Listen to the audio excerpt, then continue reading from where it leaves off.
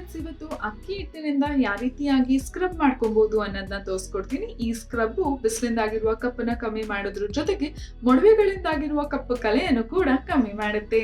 ನೀವು ನೋಡ್ತಾ ಇದ್ದೀರಾ ವಿಜಯ ಕರ್ನಾಟಕ, ನಾನು ನಿಮ್ಮ ಸಾರಿಕಾ. ಫ್ರೆಂಡ್ಸ್, ನಮಗೆ ಬೇಕಾಗಿರೋದು ಅಕ್ಕಿ ಹಿಟ್ಟು 1-2 ಸ್ಪೂನ್ ಅಷ್ಟು ತಗೊಂಡಿದ್ದೀನಿ.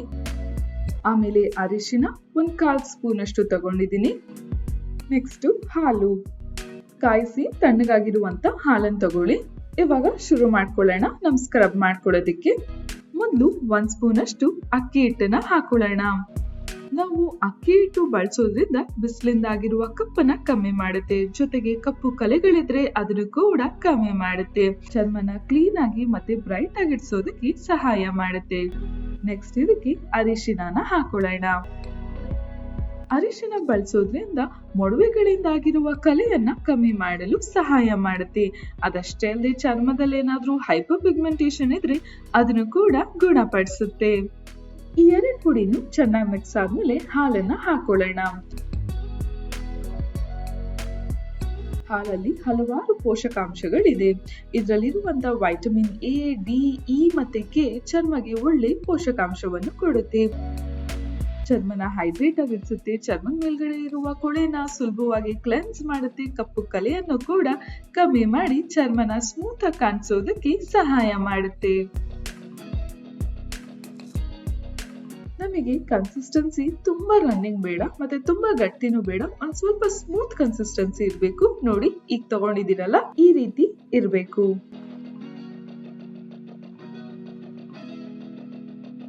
ಇವಾಗ ಈ ಸ್ಕ್ರಬ್ ನ ನಿಮ್ ಇಡೀ ಫೇಸ್ಗೆ ಅಪ್ಲೈ ಮಾಡ್ಕೊಬಹುದು. ಜಸ್ಟ್ ಫೇಸ್ಗೆಲ್ಲ ಅಪ್ಲೈ ಆಗ್ಬೇಕು, ಆದ್ರೆ ಕಣ್ಣತ್ರ ಬೇಡ.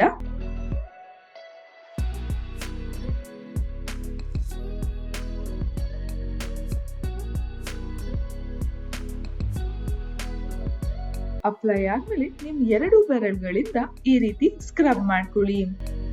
ಪ್ರೆಷರ್ ಸ್ವಲ್ಪ ಲೈಟ್ ಆಗಿ ಕೊಡಿ. 1-2 ನಿಮಿಷ ಸ್ಕ್ರಬ್ ಮಾಡ್ಕೊಂಡ್ರೆ ಸಾಕು. ಆಮೇಲೆ ನೀವು ತಣ್ಣೀರಲ್ಲಿ ವಾಶ್ ಮಾಡ್ಕೊಂಡ್ ಬರ್ಬೋದು. ನೆನ್ಪಿಡಿ ವೀಕ್ಷಕರೇ, ಈ ಸ್ಕ್ರಬ್ ನ ಬಳಸಾದ್ಮೇಲೆ ಟೋನರ್ ಇಲ್ಲ ಮಾಯಿಶ್ಚರೈಸರ್ ನ ಅಪ್ಲೈ ಮಾಡ್ಕೊಬೇಕಾಗತ್ತೆ.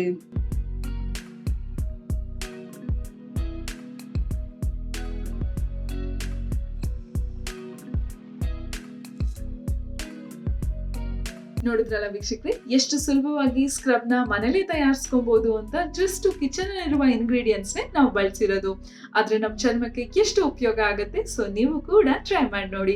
ಮುಂದಿನ ಸಂಚಿಕೆಯಲ್ಲಿ ನಾನು ನಿಮ್ಗೆ ಇನ್ನೊಂದು ಟಿಪ್ಸ್ ಬಗ್ಗೆ ತಿಳಿಸ್ಕೊಡ್ತೀನಿ.